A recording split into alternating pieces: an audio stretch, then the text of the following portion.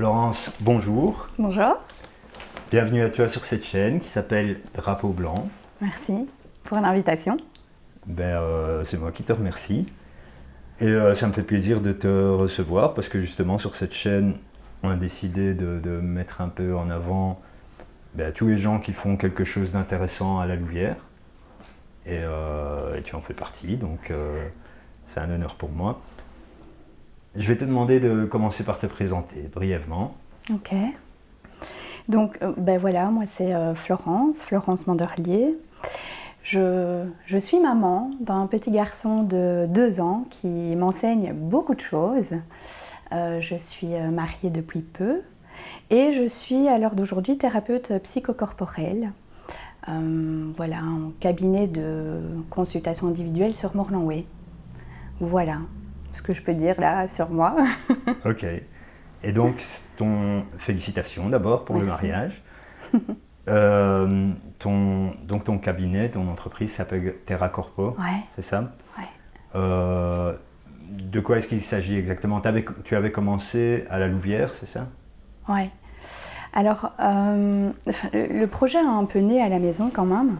Donc, quand je dis à la maison, c'est-à-dire j'ai mon cabinet de consultation à la maison. Et du coup, il y avait cet espace qui était libre et cette idée de projet depuis assez longtemps. Et je me suis dit, tiens, finalement, pourquoi ne pas utiliser cet espace pour mettre en place ton projet ? Et puis je me suis dit, tiens, peut-être que ça serait plus sérieux d'aller louer un cabinet de consultation dans un espace déjà existant, tel qu'un centre de bien-être ou autre. Et donc j'ai commencé un peu à la Louvière, quelques mois. Et puis je suis revenue à l'idée initiale qui était de travailler dans mon cabinet de consultation sur Morlanway.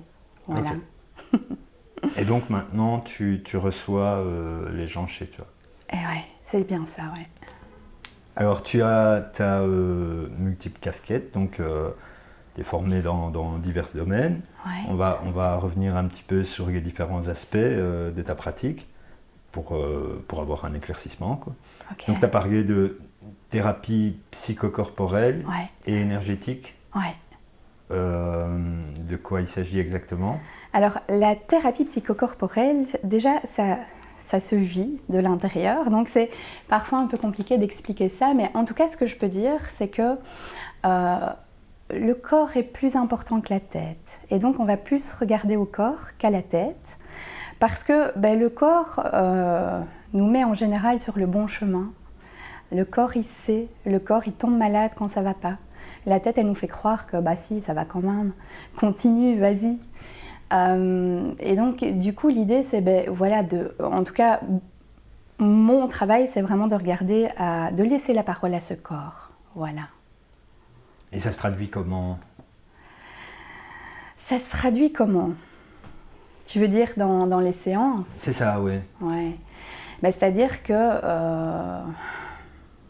déjà, tout l'aspect morphologique témoigne de comment est la personne. Toutes les cuirasses qu'on a accumulées dans le corps, il y a déjà une lecture qui se fait assez rapidement quand la personne elle rentre dans le cabinet, tu vois.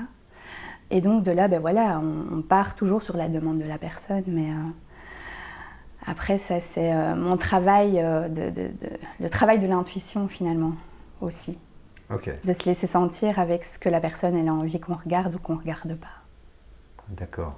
Et tu invites la personne à faire des exercices aussi ou c'est Ouais. Okay. Ouais. Alors ça, c'est quand par exemple la personne elle est inscrite dans un suivi thérapeutique, il y a l'outil qui est finalement ce que j'utilise le plus, c'est les constellations familiales et systémiques.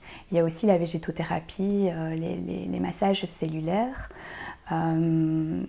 Donc les exercices dont tu parles là peut-être, c'est oui, je dirais plus la constellation familiale, ouais. En quoi ça consiste ça, la constellation familiale et systémique? Ça aussi, c'est un peu compliqué d'en parler. Mais voilà, les mots ont leur importance et donc du coup, je vais essayer de trouver les mots justes pour témoigner de ça. Alors, la constellation familiale, Elle a été inventée par un grand monsieur qui s'appelle Bert Hellinger, qui est un Allemand. Il a été longtemps prêtre et il a travaillé chez les Zoulous. Et il s'est rendu compte qu'il se passait des trucs un peu corporels là, dans leur manière d'être, dans leur rituel. Et il s'est dit, mais tiens, finalement, il se passe des trucs un peu énergétiques là. Donc il a développé ça en Europe. Et aujourd'hui, ce que je pourrais en dire, si je reste fidèle à ce qu'il a mis en place, c'est que on pose un champ dans lequel on va mettre des représentants. Donc quand je parle du champ, en fait, c'est un espace, donc on va créer un espace. Dans cet espace, on va y mettre des représentants. Donc par exemple, s'il y a une personne qui vient avec une problématique liée au père, on va placer peut-être le père, la mère, frères et sœurs, s'il y en a, dans ce champ, pour voir un petit peu dans quel système est intégrée la personne. Et on laisse faire un petit peu ce qui se passe dans le champ. Donc la constellation familiale, je la travaille en individuel, mais ça se passe aussi en groupe, et ça déménage beaucoup plus en groupe. Ok. Voilà. En groupe familial ou Non. Alors le groupe, il se compose un peu sur base d'inscription pour un stage de constellation familiale, et j'ai envie de dire, il y a des personnes qui viennent un peu de tout horizon. Je fonctionne avec maximum des groupes de, ça dépend, 7-9 personnes, ça c'est vraiment grand maximum. L'idéal c'est 5-7 personnes, voilà. Ok. Tu travailles aussi la pleine conscience. Ouais. Tu peux nous en toucher un mot? Oui. Alors, les méditations guidées qu'on met en place avec Marino, puisque Marino, c'est mon mari. Et Marino, il fait la musique des méditations guidées. Et moi, je parle. Je raconte mes petites histoires. Alors, l'idée, c'est que là, on travaille surtout sur l'âme des ancêtres. Donc, on va voir un petit peu qu'est-ce qui n'a pas été guéri dans ces histoires ancestrales. Voilà. Alors, ça aussi, pour l'instant, je propose ça en individuel, mais il y a un groupe qui est déjà fait de personnes qui viennent depuis un moment à ces méditations sur la Louvière, à l'auberge de la Louve. Voilà, dans cette belle bâtisse qui est vraiment à l'origine de l'auberge de la Louve à la Louvière. Ok, donc en fait tu reçois principalement en individuel chez toi, ouais. Et en groupe ouais. à l'auberge de la Louve. À l'auberge de la Louve, et alors à l'auberge de la Louve, il y a les ateliers, les conférences et les stages, voilà. D'accord. Et il y a aussi un super bel endroit qu'on utilise aussi pour les stages et pour peut-être avoir bientôt les méditations, mais c'est assez petit. C'est l'ancienne gare de Morlanoué et ça s'appelle Gare à l'Art. C'est juste en face du parc de Marimont, là, comme ça. Ah oui. Tu vois, c'est un super endroit. Ok. Voilà. Et là tu fais des stages, c'est ça? Ouais. Ok. Stage de constellation. D'accord. Et tu travailles aussi, enfin, c'est lié à la pleine conscience, à la sophrologie? Oui. Alors la sophrologie, comment ça a arrivé dans ma vie? C'est, je travaillais encore à la Louvière à cette époque, et je sentais que mon corps me faisait un peu la misère. Et je me suis dit, mais qu'est-ce qu'il y a autour de moi et qu'est-ce que je pourrais utiliser là comme technique pour revenir un peu à l'intérieur de ce corps que j'avais un peu laissé tomber là depuis un certain temps. Et je me suis dit que la sophro serait pas mal. Et je me suis inscrite à l'école de sophrologie. Et donc j'ai étudié 3 ans la sophrologie en cours du soir. Et aujourd'hui je suis thérapeute et prof de sophro en cours du soir et pour des stages aussi. Et la sophrologie, c'est parfait parce que ça m'aide à respirer en fait, à respirer mieux. Mmh. Et donc du coup, le fait de l'enseigner, c'est aussi quelque chose que j'apprécie énormément parce que je pense que la respiration, ça fait tout. Ça fait tout pour le corps. Ouais. Voilà. Alors j'ai vu aussi, j'ai parcouru un petit peu tu avais un site, c'est ça, Ouais. Terra Corpo. Et il y a une expression que je n'ai pas bien saisie, c'est la perte gémellaire intra-utérine. Ah oui. De quoi il s'agit? C'est vrai que même quand tu le dis, ça me fait waouh, c'est quoi ce truc? Alors, la perte gémellaire intra-utérine, c'est comme on dit les jumeaux nés seuls. C'est-à-dire qu'à l'intérieur du ventre de la maman, on était deux. Et en bout de course, on arrive seul parce qu'il s'est passé peut-être un traumatisme pour la maman ou peut-être simplement que l'autre jumeau n'a pas décidé de s'incarner dans ce monde et que, eh bien, il n'y en a qu'un des deux qui est né, qui est en vie. Et donc, je dirais que ça crée déjà beaucoup de choses pour cet enfant qui arrive ici sur cette terre parce que il y a déjà une connexion à la mort qui a déjà été rencontrée à l'intérieur du ventre de la maman. Et il y a surtout une hypersensibilité. Parce que, mais qu'est-ce que je fais dans ce monde-ci? Pourquoi moi? Pourquoi pas l'autre? Pourquoi c'est moi qui suis en vie? Donc il y a déjà une forme de culpabilité qui est là. Et ça fait pas mal de dégâts. Et les gens je veux dire les gens, tout le monde ne s'imagine pas à quel point ça peut impacter la vie d'un enfant, d'un ado et d'un adulte, quoi. Ok. Ouais. Et donc tu accompagnes des Ouais. jumeaux qui sont dans cette situation. Ouais. Qu'ils ne savent pas toujours. Ah. Tu vois, donc, par exemple, j'ai des personnes qui viennent en consultation et qui présentent tous les traits que finalement un jumeau né seul a quand il y a ce traumatisme-là. Mais ils ne savent pas parce que on ne sait pas toujours ce qui s'est passé dans le ventre de la maman. Mmh. Et que ça ait duré 1 heure comme ça ait duré 9 mois, l'impact pour le jumeau survivant est le même. Ah ouais. Ah bah oui, parce que ça a été empreint dans les cellules, cette histoire-là, tu vois. Mmh. Et donc, voilà.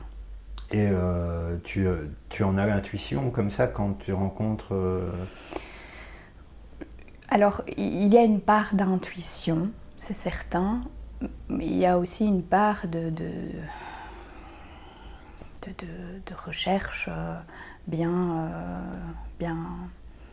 définie sur le jumeau perdu. Donc voilà, quand tout est là, je peux pas passer à côté, quoi. Mmh.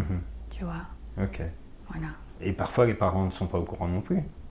Oui, parce que tu vois, comme ça arrivait par exemple le plus souvent très tôt au niveau de la grossesse de la maman, ce qui se passe c'est que, tu vois, parfois ça peut passer à la trappe, donc peut-être que parfois il y a peut-être eu un peu de saignement qui, oh tiens, ça arrive souvent quand on est enceinte de saigner un peu là au tout début, donc ça par exemple ça peut témoigner d'une perte gémellaire en fait.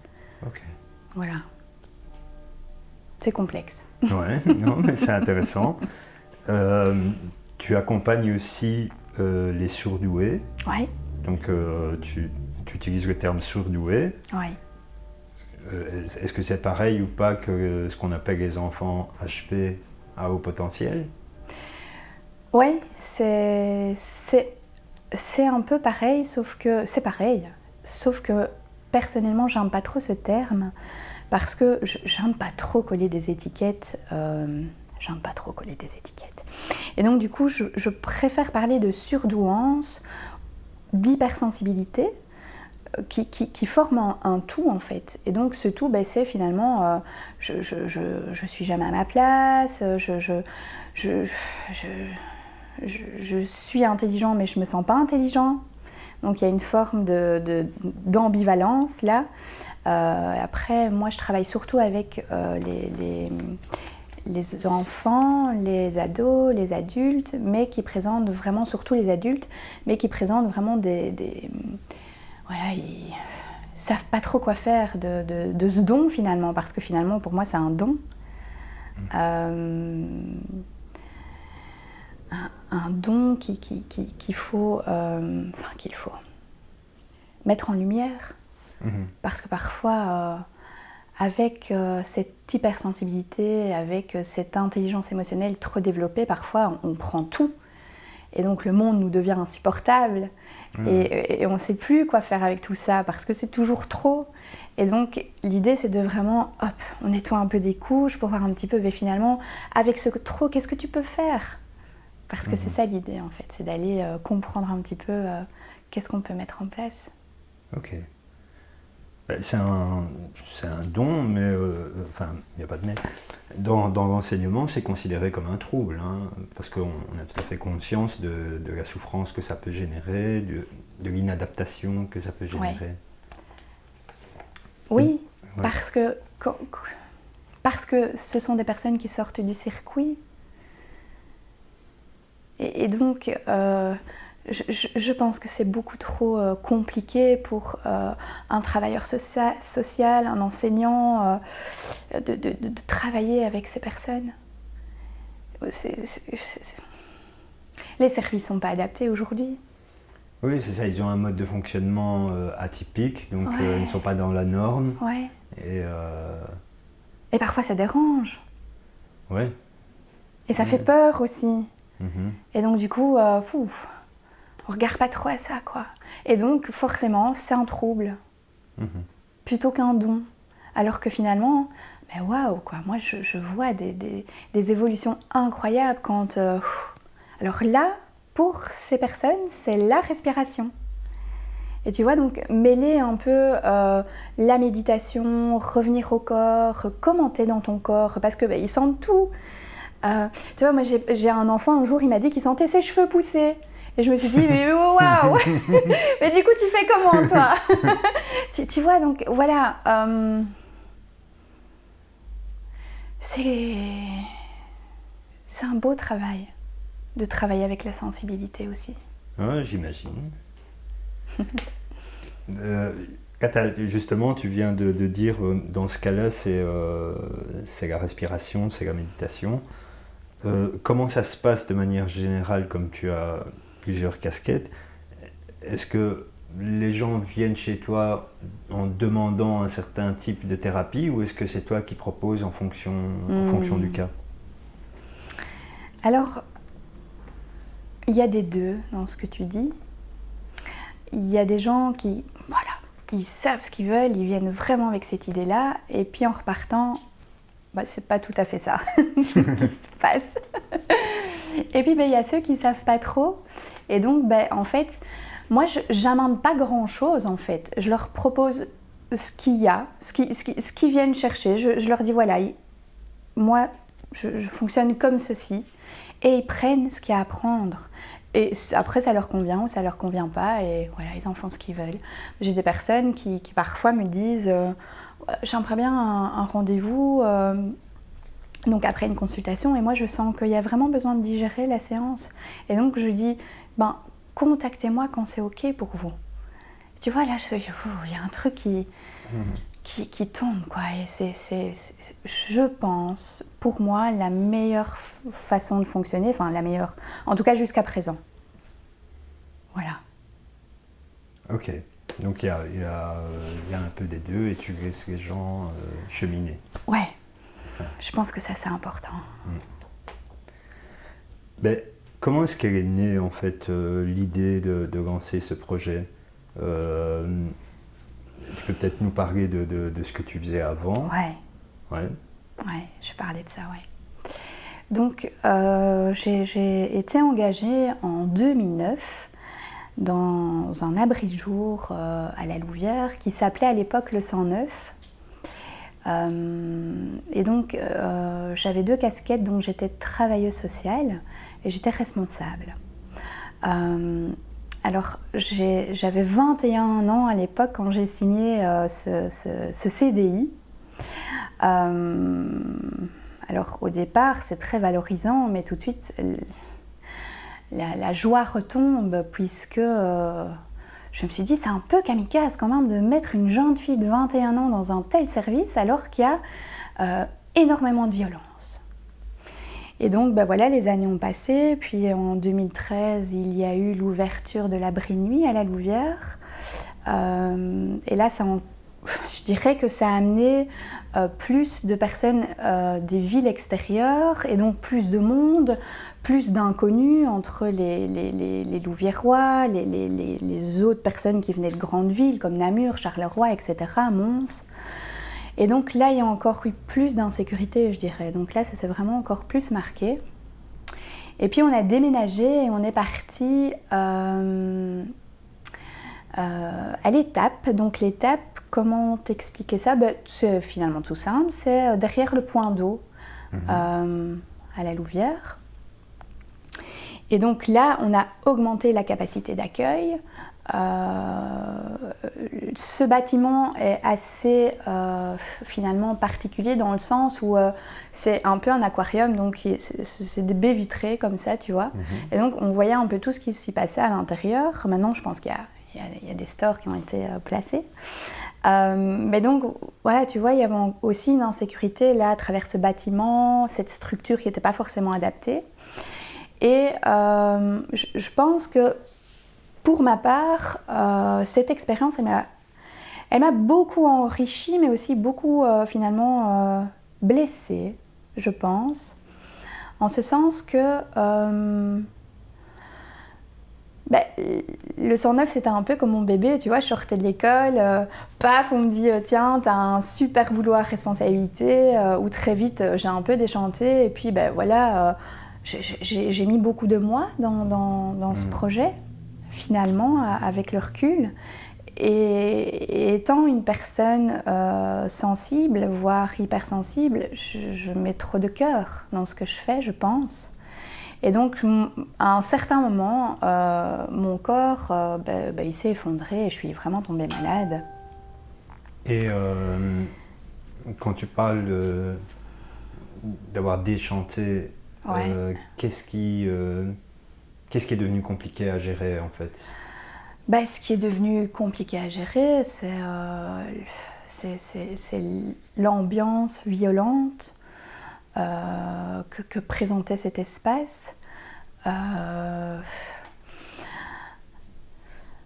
Je dépendais d'une structure qui faisait du travail culturel, et donc nous, à l'abri de jour, et je parle aussi pour l'abri de nuit, finalement, je ne parle pas à leur place parce qu'ils sauront mieux dire ce qu'ils font, mais à l'époque, pour moi, je l'ai vraiment vécu comme ça.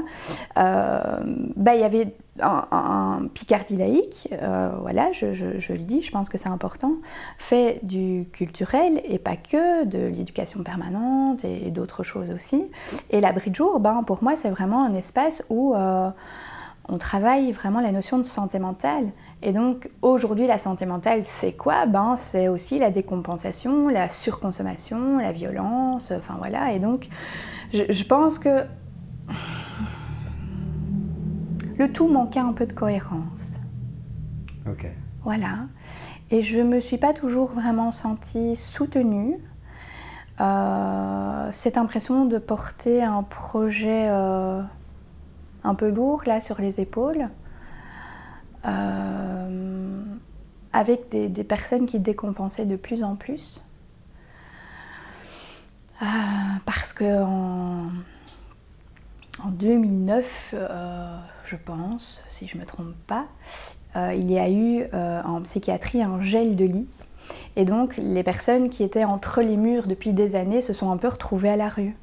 Okay. Tu vois, après, ces personnes, elles étaient suivies ou pas. Il y a eu un chemin de médication qui était parfois proposé, mais qui n'était pas toujours respecté. Et donc, voilà, je pense que ça a aussi accentué. Voilà. Vous preniez en charge des cas de plus en plus lourds. Oui. Et donc, du coup, je suis tombée malade. Et comme je disais là tout à l'heure, et c'est là où en fait le projet Terra Corpo est né finalement.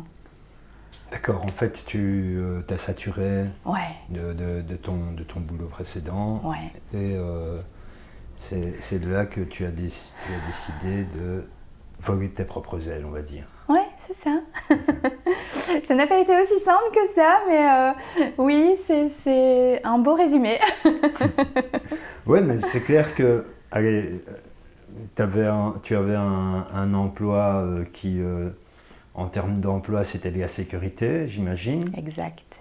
Mais tu n'y trouvais plus ton bonheur, on va dire. Ouais, et là tu mets vraiment le doigt sur quelque chose qui me parle d'autant plus aujourd'hui, c'est que j'avais un travail qui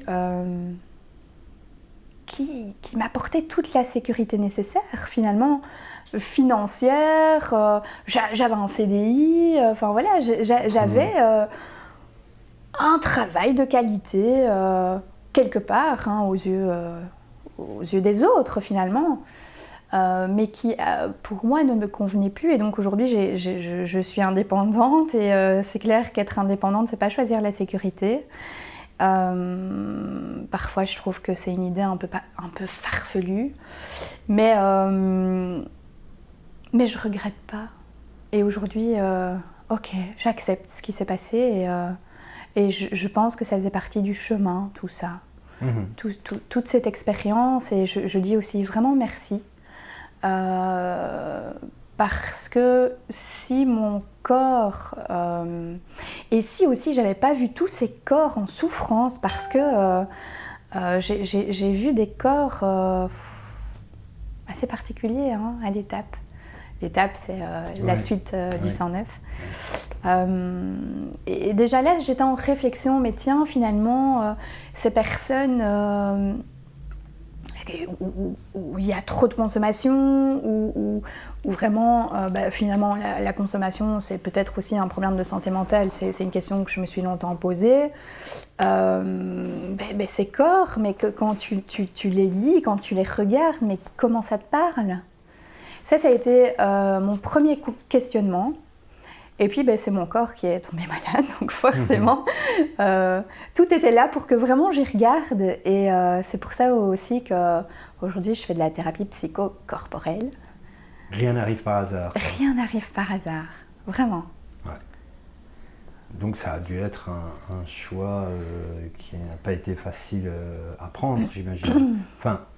Ah ben non, parce que de tout, je suis passée à rien. D'une fonction dans la société, je suis passée à rien. Et ça aussi, c'est important d'en parler, parce que vas-y, d'expliquer ça à tes proches. Je quitte la sécurité pour je sais pas. Alors ça, c'est pas toujours compris aussi, parce qu'aujourd'hui, on nous dit, mais enfin, t'as un travail, le lâche pas, quoi. J'avais l'impression que pour ma survie, il était important de prendre ce risque. Et j'avais l'impression au départ que c'était pas du tout un choix réfléchi. Et finalement, avec du recul, je pense que si. Mais ça prend du temps. Donc là, ça fait quand même... depuis 2018, TerraCorpo existe. Donc ça a mis du temps, quoi. Tu vois, ça s'est pas fait comme ça. Mais j'avais déjà placé un peu les choses, sans trop savoir vers quoi je voulais aller. J'avais fait ces cours de sophro, je m'étais inscrite à des cours en thérapie psychocorporelle, je m'étais inscrite à l'école du théâtre de l'âme à Bruxelles. Enfin, voilà, j'avais déjà placé des choses, mais je ne savais pas ce que j'allais en faire. D'accord. Et à ce moment-là, c'était dans une optique de démarrer une activité, ou bien plus pour rechercher des réponses à tes problèmes? Oui, je pense qu'au départ, ça a été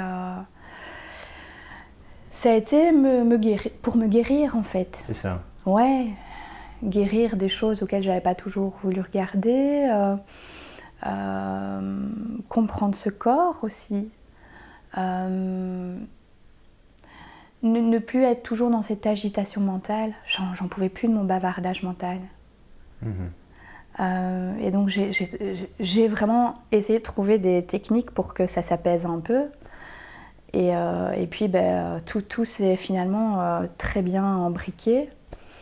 Et les constellations familiales, pourquoi? Parce que j'ai toujours été fascinée par l'astrologie, et je me suis dit que finalement c'était en lien, et Et donc aujourd'hui, ce qui m'anime le plus, c'est vraiment ça, c'est les constellations, quoi. Ok. Donc quelque part, tu veux faire profiter aux autres de ce qui a fonctionné pour toi. Bah oui. Ok, très bien. Je pense que c'est peut-être important que je le dise. Un thérapeute, psychothérapeute, enfin peu importe finalement le terme, doit aller regarder à ses blessures, en tout cas, je pense qu'il y a besoin d'aller y regarder pour proposer finalement le travail juste du thérapeute et pas partir dans tout et n'importe quoi. C'est ça. Parce qu'aujourd'hui, il y a aussi beaucoup de ça. De tout et n'importe quoi. Ouais. Des thérapies à tire-larigot, à tous les coins de rue, il y a des espaces bien-être, revenez à vous. Oui, mais bon, on fait comment pour revenir à soi? Tu vois? Ouais. Ok. On est dans l'ère du développement personnel c'est clair qu'il y a à boire et à manger là-dedans. Exact. Et donc, 2018, tu décides de te lancer dans cette aventure Terra Corpo. Est-ce que ça a pris tout de suite? Est-ce que tu as eu tout de suite des patients? Alors, je pense qu'à partir du moment où j'ai balayé un peu mes peurs et mes doutes, avec ces notions d'être indépendante, dans l'insécurité, et comment je vais faire financièrement, et l'espace, et est-ce que c'est correct de proposer ça aux gens, et à partir du moment où ça, j'ai un peu mis ça de côté, les gens ils sont venus, tu vois. Les personnes sont arrivées, ça a très vite démarré, et puis j'ai appris que j'étais enceinte. Et j'ai mis l'activité un certain temps à l'arrêt et je me suis dit oh là là, les gens ils vont plus revenir, c'est pas possible, j'ai mis ça de côté mais finalement je pouvais pas faire autrement. Je me suis dit il faut que je propose autre chose, est-ce que Terra Corpo ça va fonctionner, enfin voilà, je me posais évidemment beaucoup trop de questions et puis j'ai recommencé. Donc j'ai réouvert l'espace et puis d'autres gens sont venus. C'était peut-être pas les premières personnes qui sont venues, mais il y en a qui ont toujours continué à venir. Mais il y a aussi eu d'autres personnes qui sont venues. Et en fait, aujourd'hui, je me rends compte que c'est toujours des cycles. C'est la vie et puis ça se meurt. Et puis il y a des personnes qui viennent plus. Et tu travailles avec un certain type de personnes et puis avec d'autres. Et voilà. C'est toujours en mouvement en fait, constamment. Ok. Et globalement, donc moi, je t'ai invité parce que justement, j'ai envie de valoriser tout ce genre d'initiatives, les gens qui essayent de créer des choses, de créer leur emploi, d'être inventifs et de proposer quelque chose au collectif, enfin, tout en trouvant aussi leur propre chemin. Est-ce que tu as l'impression que ce genre d'initiatives sont soutenues, valorisées globalement, on va dire par la société en général? C'est une très bonne question. En tout cas, ce que je voudrais dire par rapport à ça, c'est que je me sens parfois très seule, mais après, je suis quand même assez discrète. Je ne vends pas un produit. Je fais de mon mieux en proposant ce service. Et je dirais que finalement, quand on est très concerné par ses choix, par ses projets, c'est une bataille continue en fait. Et parfois, est-ce qu'on se bat bien? Est-ce qu'on se bat mal? Je ne sais pas trop comment dire, mais aujourd'hui, j'ai l'impression de travailler, tu vois, comme un ermite, là, comme ça, un peu seul dans sa grotte, même s'il y a ces initiatives de faire du collectif, de par la méditation guidée. Alors, ce qui fonctionne bien, moi, j'étais pas trop d'accord avec ça. Au début, j'avais un peu de mal. Facebook, les réseaux sociaux. Aujourd'hui, personnellement, je dis bien personnellement, pour moi, c'est un gouffre énergétique. Mais pour la page Terra Corpo, pour le groupe privé Terra Corpo, ça fonctionne. Les gens viennent, les infos se diffusent par là. Je dois pas, tu vois, forcément faire des affiches. Enfin, j'ai l'impression que ça fonctionne plus, ça, aujourd'hui. Tu vois, les affiches événementielles avec, voilà, telle date, il se passe ça et ça. Voilà, je pense que Facebook, c'est vraiment... c'est facile pour tout ça. Ok. Il y a le bouche à oreille aussi, j'imagine? Ah ouais, évidemment. Et ça, alors, ça, je dirais qu'en fait, c'est ce qui fonctionne le mieux. Je dirais que pour le collectif, je dirais que c'est vraiment, même pas vraiment mon site internet, hein, c'est vraiment les réseaux sociaux, donc Facebook. Et le bouche à oreille, bah forcément, si une personne qui est venue, elle est contente et qu'elle s'est sentie en sécurité là, dans cet espace, bah, elle va forcément en parler à d'autres. Et voilà, de fil en aiguille, viennent les gens. Mais justement, tu as dit qu'il y avait une première vague, hein, c'est le mot à la mode, une première vague de personnes, puis une autre après ta pause, suite à ton accouchement. Mais globalement, quel genre de personnes ont déjà fait appel à toi?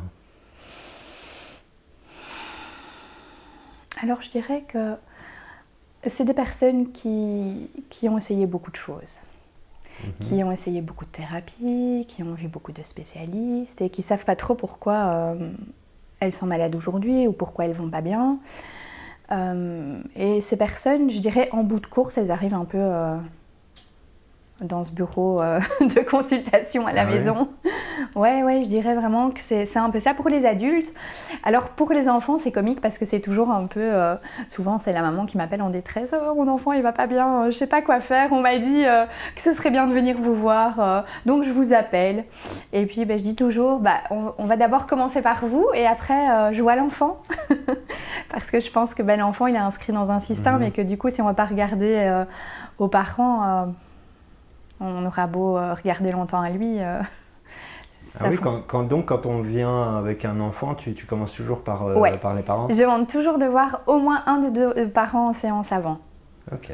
Parce que sinon, pour moi, ça n'a pas de sens de fonctionner à l'envers, tu vois. Je pense que c'est la base, en fait. Tu regardes d'abord aux parents et puis tu regardes à l'enfant. Logique. Alors, quel genre de résultats obtiens-tu déjà? Est-ce qu'on est sur des thérapies à long terme? Est-ce qu'on obtient déjà des résultats rapides? Comment ça se passe? Alors, de ce que je peux te dire là maintenant, c'est que la plupart des personnes qui viennent me voir sont inscrites dans un suivi thérapeutique. Puis il y a d'autres personnes qui viennent me voir un peu plic-ploc comme ça de manière assez ponctuelle pour faire une constellation familiale. Mais pour les personnes qui sont inscrites dans un suivi thérapeutique, tu vois, il y a des moments où c'est trop compliqué pour le corps et pour la tête de continuer. Donc à un moment donné, on lâche et puis les personnes reviennent. Ça peut parfois prendre quelques semaines, quelques mois, voire un an. J'ai déjà... eu quelques personnes comme ça qui sont venues me voir tout un moment et puis qui m'ont dit c'est trop compliqué là. J'ai plus trop, je suis fatiguée, j'ai plus trop envie de regarder à tout ça et qui reviennent me voir après en se disant voilà, je pense que là c'est le bon moment. Ok. Voilà. Bon, un an en psychothérapie, ça reste encore court. Hein. Oui. Tu vois, les gens, souvent, ils me disent « Oh, j'en ai pour combien de temps ?» Ah, la fameuse question. Je ne sais pas dire combien de temps parce que y a des gens, ça va très vite et puis il y en a d'autres, ça prend beaucoup plus de temps. Et je pense que ce temps, c'est important de vraiment le prendre, quoi, et vraiment de l'intégrer, de le digérer. Parce que sinon, ça ne fonctionne pas. Oui, c'est sûr. Ok. Ben, je vais poser une petite question un peu provoque. Ouais. Avec cette crise sanitaire que l'on vit, qui est particulièrement anxiogène pour beaucoup, ben, ça fait bien ton affaire, finalement. Parce que tu vas en avoir des clients. Ouais. Malheureusement. Mais c'est vrai ce que tu dis. Mais ça ne fait pas mon affaire. Pourquoi ? Parce que j'ai envie de faire les choses correctement. Et je ne peux pas prendre tout le monde. Et là, j'ai l'impression que c'est tout le monde qui vient. Je ne sais pas si tu me suis. Tout à l'heure, je parlais que les personnes qui viennent me voir, c'est des personnes qui ont déjà fait un sacré bout de chemin. Si tout le monde appelle pour j'ai besoin de vous pour une séance de sophro, j'ai besoin de vous pour... je peux pas toujours. Donc quand je le sens pas, je réoriente. Okay. Parce que c'est vrai que il y a de plus en plus de demandes. Mais si j'accepte tout, je suis pas en accord avec ce que je propose. Et donc j'ai plus envie de retomber dans ces travers-là que par exemple j'ai connu dans mon ancien travail.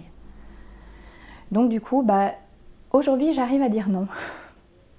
D'accord. À dire, écoutez, alors que souvent c'est par téléphone que ça se passe parce que les gens ils prennent rendez-vous par téléphone ou via aussi les messageries instantanées sur les réseaux. Et quand c'est non, c'est non, quoi. Et du coup, quand je dis non, j'ai l'impression que je me respecte, mais je respecte aussi l'autre, parce que du coup, ça sert à rien que les gens y viennent et qu'il se passe rien. Mm-hmm. Tu vois ? Il faut être prêt pour travailler corps. Ouais.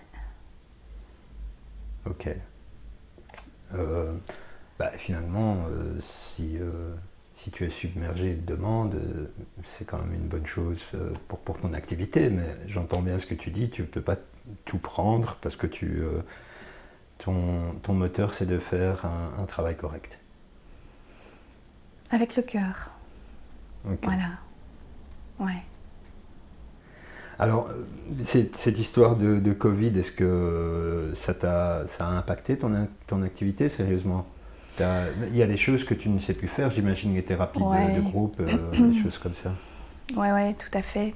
Donc, tout ce qui est méditation guidée, tout ce qui est atelier, conférence, ça, forcément, ça se fait plus.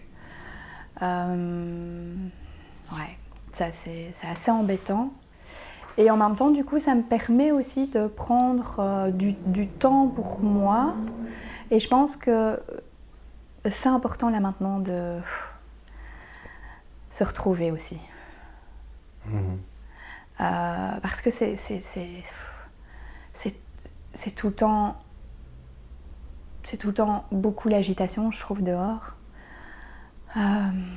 Et donc, je pense que c'est bien aussi d'être un peu avec soi. Parce que quand je suis trop dans l'agitation, je ne suis pas trop disponible pour l'autre. Okay. Et ça, c'est embêtant. Voilà. Tu es une jeune maman, j'imagine que ça aussi, ça a dû te changer. Ah oui, ça change beaucoup de choses, effectivement. Et en fait, ce qui m'a appris, mon petit garçon, c'est qu'il y a quelque chose chez moi qui est fait pour travailler avec les enfants. Et j'ai vraiment mis ça de côté pendant très longtemps. Et aujourd'hui, je suis OK et je me dis qu'en fait, ça va me mettre dans la joie de travailler avec les enfants. Et aujourd'hui, j'ai vraiment besoin, je ressens cet appel de travailler avec des enfants. Donc l'idée, c'est vraiment de proposer des groupes d'enfants, pas beaucoup, mais travailler sur les émotions, travailler sur voilà, la nature, comment ça se passe, comment ça pousse une fleur. On va regarder à tout ça ensemble, des méditations, parce que la méditation, c'est sur les enfants, c'est assez incroyable. Et voilà, ça c'est en projet. C'est toujours cette idée de trouver l'espace qui pose un peu souci là pour l'instant. Voilà.